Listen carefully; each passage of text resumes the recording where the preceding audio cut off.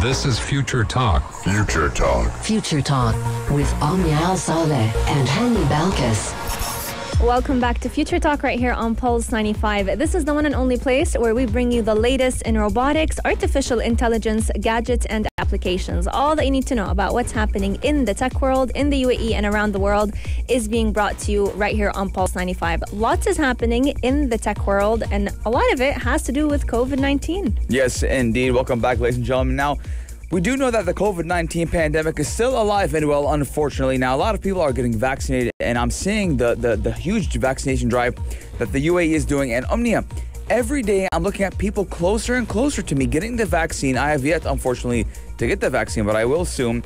But again, a lot of people are getting cyber attacked, which is disguised as a COVID-19 handout. Yes, indeed. So we all know that cyber criminals love to make the most out of the fear that tends to take over people's hearts. And this is nothing new with this COVID-19 scam that we're going to be telling you all about it. But Tesla's also making headlines because they have decided to sue a former employee for allegedly stealing information. This has become a trend in 2021. Yes, now if we do know that right there in the U.S., the U.S. President Joe Biden actually is pushing for electric vehicles much more, and we're looking at Apple also trying to get on the EV train. So electric vehicles are now becoming more and more competitive, and I bet you, Omnia, a lot of people will pay a lot of big bucks to get their hands on Tesla software. But today, ladies and gentlemen, we have a live in-studio interview with a graduate of the American University in Sharjah. Yes, indeed. This is one of the most interesting women in tech that I have come across. She was actually named on the prestigious 30 under 30 Forbes Middle East list of 2020. We're going to be talking to Kamal Masri, who is actually the head of brand and reputation marketing at Google. She's going to be telling us all about the challenges that she has faced as a woman in tech, her journey starting out from university, and all the different initiatives that she has created with Google to help support other women in tech. Yes, there's a big stereotype that only men work in tech, but we do have Zain to break that stereotype. Ladies and gentlemen, a lot of going on right here on FutureTalk. We're taking a short break, but when we come back, we got all the news for you that's happening in the digital world. But ladies and gentlemen, do you know what is the answer? Love. That is the answer. Daily digital news. Bits and bytes connect our world. Bits and bytes do connect our world, ladies and gentlemen, and with bits and bytes being connected, it is easier to attack one another, and that's what we're talking about today, ladies and gentlemen. We're talking about cyber attacks, which are disguised as COVID-19 handouts. Now, cyber criminals are leveraging a range of topics, including the fear that a person has encountered an infected individual, government vaccine approvals, as well as sign-up forms to receive the vaccine. Now, 100% Omnia, every time we think that someone may got corona, and we automatically think, oh man, I got corona now. We start getting feared. And that happened to me actually last week, Omnia. A couple of my friends got corona, and I was like, oh my God. I was worried that you got corona. And Omnia, I'm at my desk at home, and I got like a piece of paper, and I'm trying to do the contact tracing. Oh my Lord. So, and then I go on Google, I say contact tracing COVID-19. Map? And I'm looking at that map, and I'm trying to create my own map and my own timeline. When did I see this person?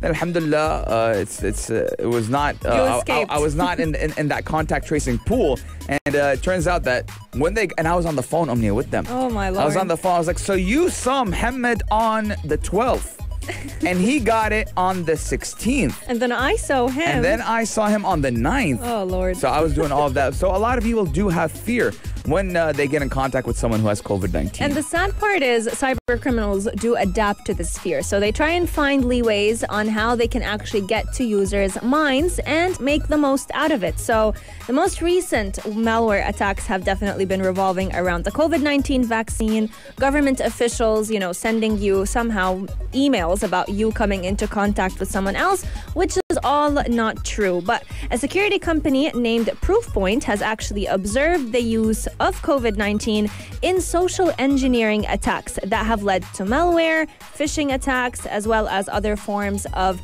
cyber crimes since the beginning of the pandemic. Now, COVID-19 themes have definitely been consistent with the current events, and there were many lures in all those emails that have made a lot of people fall as praise for them about the virus in existence in their family, about loved ones and friends getting the virus and them being at risk. But researchers have also observed that this increase in attack has been even increasing a lot more with the vaccine news going around. And there were so many emails about which vaccine is better, which vaccine should you go for, which one are you even eligible for. Now, unfortunately, ever since the pandemic, a lot of hackers and cyber attackers did benefit a lot because of the pandemic and that exceeded use of internet usage from big all the way to small. And I know a lot of people who got emails, and I personally did get emails, pandemic offer on Amazon. Just sign in right here, right now, and you're going to get 70% off on your groceries because Amazon wants to give back to the people who are affected by the pandemic, which obviously, Omnia, I like to take this in life, Omnia. If it's too good to be true, then it's not true. But healthcare, pharmaceutical, and government organizations were targeted by both nation-states and financially motivated cyber criminals. And these threat actors did recognize the large sums of money funding pandemic-related work and targeted the underlying data for financial gain. And they do believe technology partners are an ideal position to help organizations mitigate the risk posed by threat actors during this pandemic and beyond. Now, obviously, the whole world was in a rush to get that COVID-19 vaccine. There was a lot of funds being put into the research of finding the COVID-19 vaccine. And we did even see, I believe, in New Zealand, there was a clinic that was held for ransom. And they were like, nope, we're not giving you your information until you give us $70,000. And the thing is, it's sad how a lot of cyber criminals have been using COVID-19 for their own benefits. Cyber crime experts have been sharing different tips with us on what we should do. Most importantly, do not open any email that sounds like there are a lot of tips and tricks to find out which emails are not true. So if the website URL is not complete, if it assumes to be a government official, definitely don't reply unless you're confirmed that this is a government official reaching out to you. And make sure you do create two-factor authentication for all of your devices, since this can definitely, and different accounts, since this can definitely help prevent any future attacks. Yes, don't sign in anywhere. But let's talk about, we're not done talking about stealing, because Tesla is suing former employee for allegedly stealing software. Now, the company does say the software engineer moved company files to his personal Dropbox. Now, Tesla is suing former employee for allegedly stealing the information, and the company does say that the software engineer stole files from Tesla's internal network, which is related to its Warp Drive software, which is used to automate many of the company's business processes. And Tesla also does say in the lawsuit that the man moved files to his personal Dropbox account, and that he was only one of the only few Tesla employees who had access to these files. Then that former employee came out saying that he did that by mistake, that he totally forgot. He totally forgot about moving those files to his personal Dropbox when they actually went ahead to confront him. But the question is, why would you even move them to your personal account when you don't need to? Now, it's interesting that Tesla is definitely aware of everything that's happening, and they had definitely filed a lawsuit to try and stop this process. They did not hesitate to protect their data, because at the end of the day, these are ideas for future concepts that they're trying to build, and they want to protect getting first to that idea. Now, I don't believe that he did not. He forgot. I don't believe that. You know why? Neither do I. Because obviously right now there's a race in the electrical vehicle sector. Industry in general, because right now we're looking at Joe Biden, the U.S. president, as saying that, hey, listen, we want even government cars in the United States to run on electric vehicles, EVs. And a lot of people are now jumping on the hype. And we did actually kind of see this coming into fruition, because we're looking at how many countries, Omnia, they're saying, hey, listen, let's focus on reducing our carbon footprint, not focus on petrol as much as we need to, and focus on more of the electric car industry. And obviously, when you have that, you have a lot of key players coming in. Apple saying, hey, listen, we want to make our own car. We have a lot of companies right now, Omnia, are creating their own type of electric vehicles. And Tesla right now, being the main dog in the market, I do believe that a lot of big companies would pay top dollar to know what Tesla is working on. I agree with you on that one, especially because we've also seen a lot of companies trying to cut down on charging time of electric vehicles. So we've seen companies try and reduce all the drawbacks of having an electric vehicle. Let us know your thoughts. Our text lines are open for 215 do it to Salat or send into our DMs at Pulse 95 Radio. Would you own an electric vehicle if there were more outlets to charge them in? Yes. As well as if you could charge them at a much faster speed. Coming up on the show, we have a very interesting conversation with a woman in tech. She's going to be telling us about her journey becoming the head of digital marketing and brand reputation at Google, as well as what did she go through to overcome these challenges. Zain Kamal Masri will be joining us, so make sure you keep Pulse 95 locked, and we'll be right back. Preach. This is Future Talk. Future Talk. Future Talk with Omnia Al Saleh and Hani Balkis.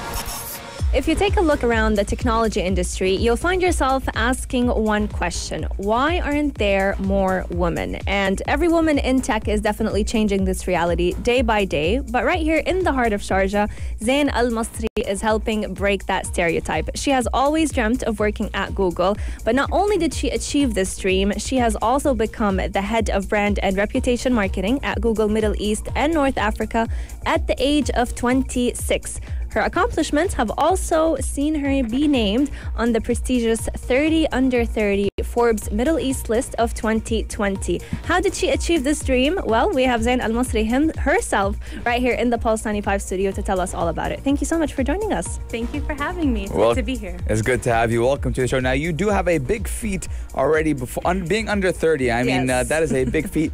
But can you talk to us about your journey as a woman in tech? Sure. So my journey was actually very non-linear. I didn't study technology. I didn't work in the tech field before joining Google, but it took a lot of hard work, a lot of dedication, a lot of passion and curiosity about technology. So I studied mass communication and media right here in Sharjah at AUS, and I minored in psychology. Wow. And then I mastered in psychology, so fields that have almost nothing to do with technology. But I was always very interested in tech and curious about it, and would do a lot of self-learning on the side. So I took part in student activities that were sponsored by Google, or programs and learning opportunities that I could use to bridge my knowledge gap in technology, including an internship at Google. That's very interesting, especially because, just like you mentioned, you came from a different world, but then found yourself in the field of tech. It does seem that a lot of people who work in tech actually never majored in tech, and we can see that with you as a prime example. Absolutely. Zain, can you tell us a little bit about your view of the tech field? Now, a lot of people, including myself, tend to feel like it's very much male-dominated. We've been seeing more and more women become a part of it. But what inspired you to enter this field as a woman in tech? Yes, that's very true. Women tend to be underrepresented in tech, which is a very big challenge. For me, what really drew me to technology was seeing how people are naturally creative and curious, but technology can really help augment that and provide a platform for them to showcase that creativity with the world. And I'm really passionate about that, to being that bridge between how people can practice their creativity and then export it to the world through technology. Now, a lot of people, when they're growing up, they say, I want to be an astronaut, I want to be a doctor, I want to do a lot of things. Now, I personally, I want to become a police officer. Oh, God. That was when I was a kid. But did you always dream or even aspire about working with Google or working at Google? So my dream of working at Google started in university. As a kid, I was a very curious kid. I loved to learn the ins and outs of things, but technology wasn't really an option. It wasn't something that parents spoke about or schools even spoke about as an option. It really started in university for me, so that curiosity really started to build up while I was at university, and I set that as my goal to join Google. Well, we definitely have a very interesting show coming up with Zain. We're going to be talking all about her internship period at Google, because little do we know that Google Maps Street View that many of us tend to use do actually sometimes require people to physically go and capture photos of the different streets. And Zain actually had a chance to do that in Jordan, so we're going to be telling you all about it. If you have any questions for Zain Al Masri, make sure you send them in at 4215 do it to Salat, or slide into our DMs at Pulse 95 Radio. Yes, indeed. We're taking a short break, but when we come back, Omnia told you what we're talking about. Stay tuned right here only on Pulse 95. This is Future Talk. Future Talk. Future Talk with Omnia Al Saleh and Hani Balkis.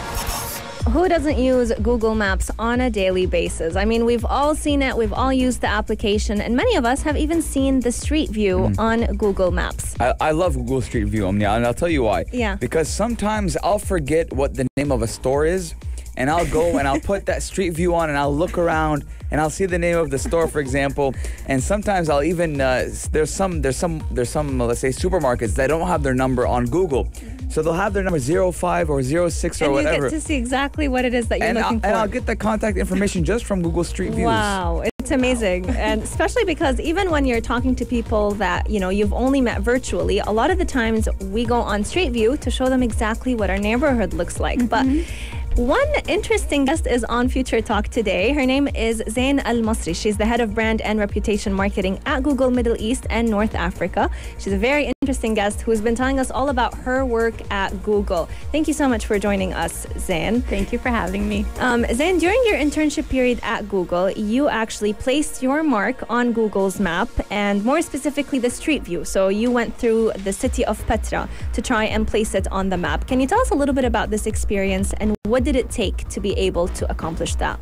Of course. So this continues to be one of my favorite projects at Google, if not my favorite.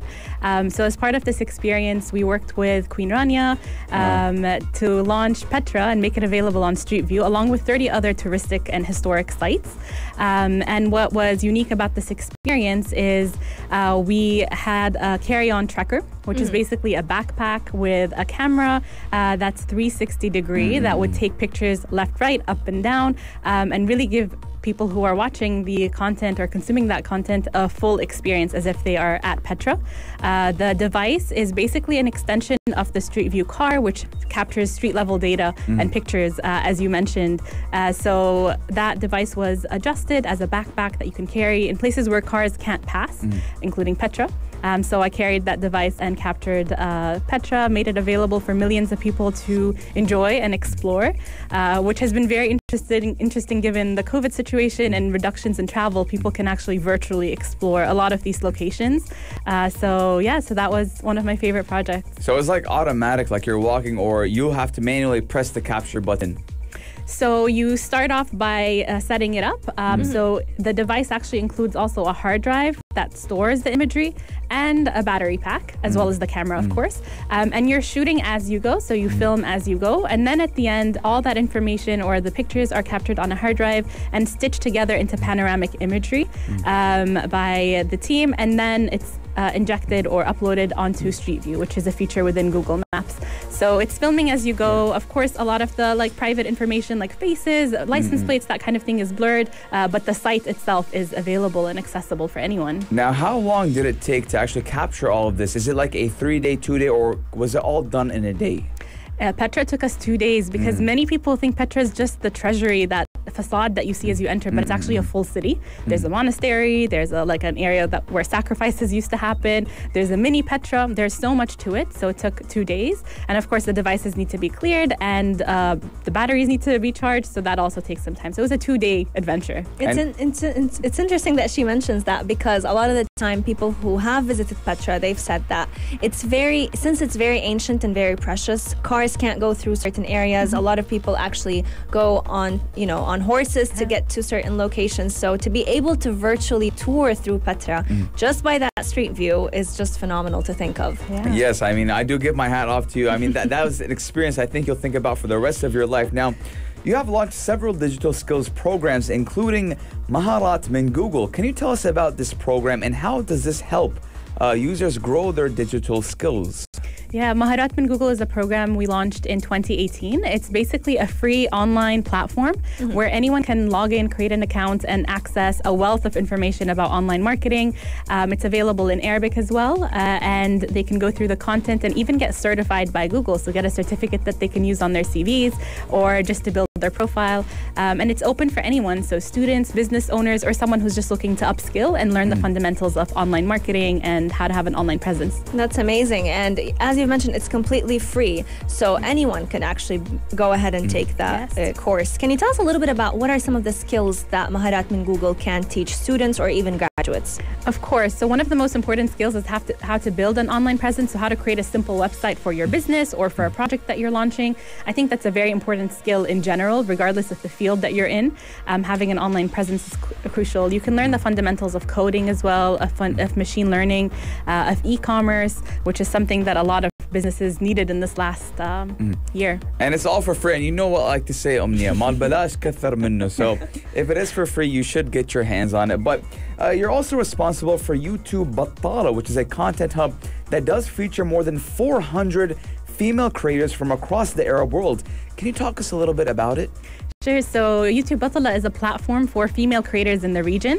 What we found was women in the region are underrepresented on YouTube and in content in general. So whether that's behind the scenes or in front of the camera. And so we wanted to create a platform for people, companies, advertisers, and other creators to discover female creators. And we found a wealth of genres that they're contributing to. It's not just cooking content, for example. It's really everything from comedy to lifestyle to just entertainment content. And that's really inspiring. And it's important to have a platform to showcase that content. It's interesting that you mentioned how much content is on the Content Hub Battala, because a lot of people tend to, think of YouTube as a side hustle. Some people don't even view it as an actual career that many people have been choosing to take. But one interesting aspect that I liked about the Content Hub is it's only for people who create content in Arabic at a time when the English language has become overpowering. So what is your inspiration behind choosing the Arabic language as the medium that this Content Hub would showcase? Yeah, that's a very important question. So what we found was people are hungry for Arabic content. People want content that represents them, that's not only in their language, but in their dialect as well. And there's a lot of interest in that. So that segment isn't getting the content that they want. They have to read subtitles, for example, and consume content that's exported. And so there was a huge gap. While people are creating content, people are not discovering it. So that was the gap that we were trying to bridge with the program. Now, we do know on YouTube, there's a lot of sides to YouTube. You got the gaming side, you got the lifestyle side, you got the fitness side. And I actually, one time I stumbled upon the Arabic side of YouTube. And let me tell you, there are some really good content creators. And you would kind of think that maybe they don't get a lot of views, but they get millions and millions of views, and even female content creators as well. And I kind of binged watched one female YouTuber. I think it was about during quarantine, during lockdown. I watched it. And I was like, wow, there's a lot of good content on the Arabic side of YouTube. Yeah, it's a whole new world. In fact, the top followed YouTube creator in the Middle East is a female creator, Noor Stars. Oh, wow. So yes, there's a whole world that I wish more people would learn about and explore. And a lot of people have actually asked content creators, gone for doing it in Arabic so that they can strengthen the Arabic language. And many people, especially youngsters, have been learning a lot about the language simply by hearing other content creators go ahead and, practice it in front of them. 100%. There's almost a forgotten segment of teenagers that traditional media doesn't cater to, but then YouTube has a lot of content that interests them. So it's great to be a part of that. Amazing. Well, lots and lots is still in store right here on Future Talk. Coming up, we're going to be talking all about the beauty and dreaminess of Google's offices. A lot of people, we've heard so many articles. I'm gonna ask off air as well. Just watch. A lot of people have, myself, I've read about a lot of articles. Do you guys have a slide? Of the different entertainment and things that you get at Google's offices. So is this really true? And is it as good as it sounds? But also, what are some of the challenges that Zain Al Masri has faced as a woman in tech? If you have any questions, make sure you send them in to us at 4215 Door Itisalat or sign into our DMs at Pulse 95 Radio. Future Talk. This is Future Talk. With Omnia Al Saleh and Hani Balkis. The beauty and dreaminess of Google's offices. We've heard about it. We've seen videos about it. A lot of people have even wished and dreamed to go ahead and work for Google just to get to enjoy their offices. Well, today we have someone who's coming right from the heart of the Google offices, Zain Al Masri, the head of brand and reputation marketing at Google Middle East and North Africa, who is also named on the prestigious 30 Under 30 Forbes Middle East list of 2020. It's been such an interesting conversation with you on air and off air. Yes, indeed. Now, tell us a little bit about the Google office. Is it what we see online? To a certain extent, yes. It really depends on the office. There's quite a few around the world. Here in the region, it's a bit smaller, but we do have a lot of the perks. So the food, which is incredible. I'm jealous already. Immediately, you caught his attention when you said food. We can wrap it up right here. A ping pong table, foosball table. Yeah.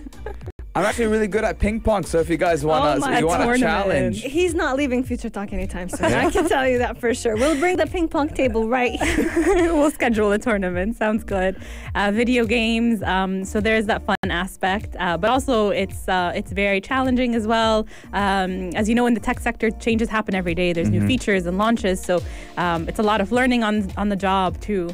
So how do you balance out between that fun aspect and that, seriousness aspect? Because, I mean, if you mentioned video games to many women and guys out there, they're not going to be getting any work done, whenever video games and ping pong is involved. So what are some of the challenges that you try and tackle, whether it was staying focused or even just in the sector as general? Yeah, so I think that's always subjective depending on the person, but generally productivity is something that I focus on a lot. So how can I be productive, as they say, like work smarter and be efficient. So I think that's very important regardless of your job. And to consider the perks as perks. They're something that you can use to reward yourself after a long day of working. So that's the mentality that I use in my day-to-day.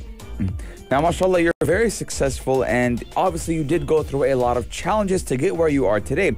But what kind of challenges did you face being a woman in tech?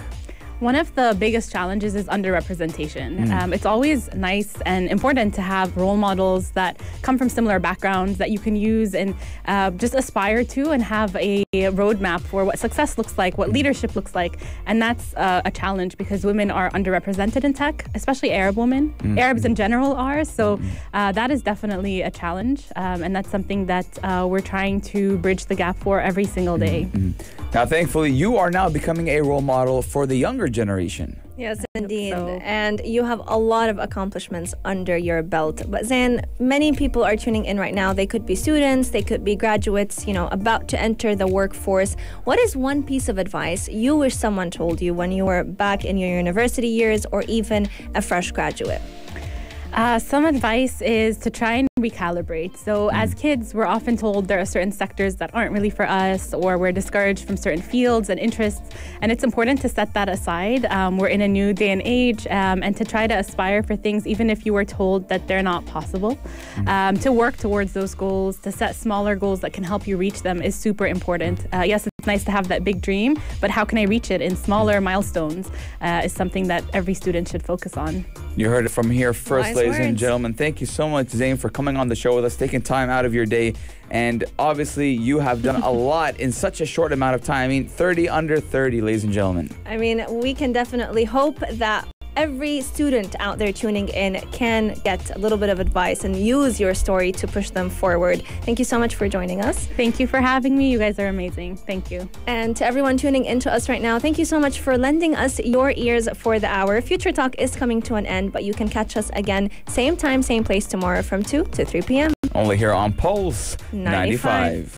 If you liked this episode of Future Talk, drop a like and subscribe. Pulse 95. Be sure to follow us on Instagram for all our daily updates and top stories.